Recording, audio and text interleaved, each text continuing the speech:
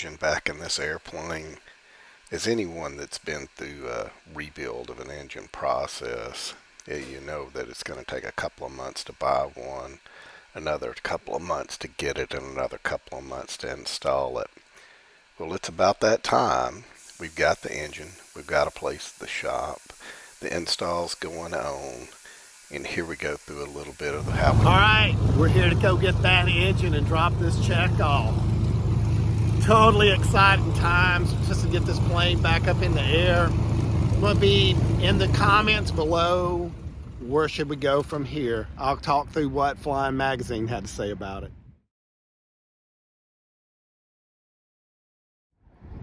Well, I'm back out here at the hangar today, and the anticipation is real.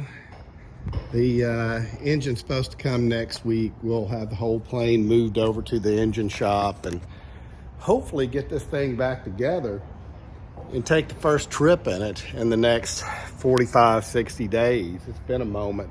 You know, the channel's been down in a hibernation mode, doggone near it, for really since January when I sold the other plane. So really excited to get moving, really excited to get to travel again and to have some more people to experience this stuff with.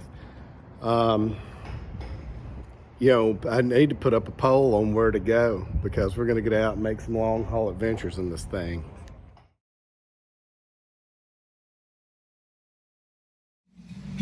All right, we're out here looking at the plane today. Just got the engine back in, got to get the prop, missing a couple things. But let's talk about the journey from buying this thing 6 months ago to almost having it back together.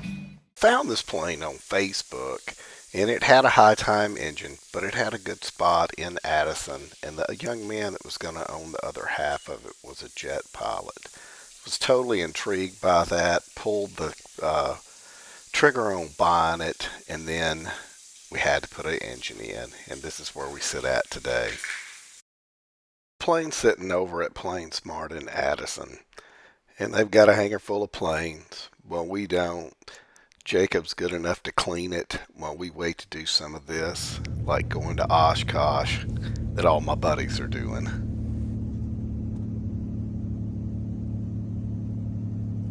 All right, here we are at Plane Smart again. We're going to go in here and check on the airplane and see how things are going. The engine's on it. It's actually sitting right there in the glass, the mirror behind us. It's kind of interesting, but talking about redoing the panel and hopefully get this thing in the air before a whole year goes by. We've been down for 7 months. My thought process here is while you got it down, you might as well redo the panel. What's in it is not bad, but I'd rather go back to a Garmin setup like I've had in the past. All right, it's about 2 weeks later. We're out here. The engine's in, the prop's on. We're getting pretty close to buttoning this thing up and moving it back over to the other side to finish up the annual. But we have decided we might look at upgrading the panel while we've got the whole plane apart and here at the avionics shop. So looking at getting rid of what's in there, which is a pretty nice stack of instruments that are in there, but gonna go back with the whole Garmin setup. You're probably looking at $70,000 to $100,000 to redo it. But here's my thought on it. You can do it now, or you can do it in a couple of 3 years. You're gonna own the plane maybe 10 years, but you'd only get to use it for 7. You might as well pull the trigger today, put it in there, use it, get the good out of it, and then sell it on. But we're getting closer to getting back out the door and actually getting this thing in the air. I have owned it now for about 8 months and never flown it. Oh, man.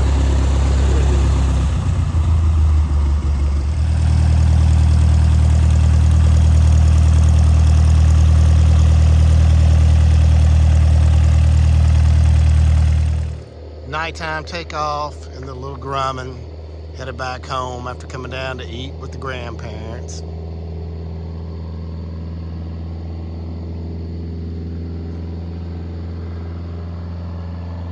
High density altitude of about 3,000 feet out here tonight in a town that's about 300 feet.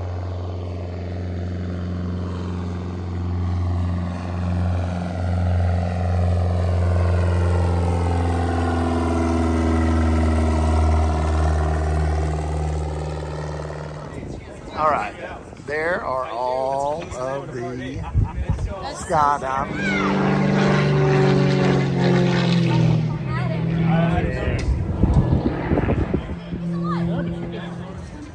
And Addison Airport, this is craziness, the amount of people that are out here tonight for fireworks. Outside's a lot more folks. There's a lot of people in here too.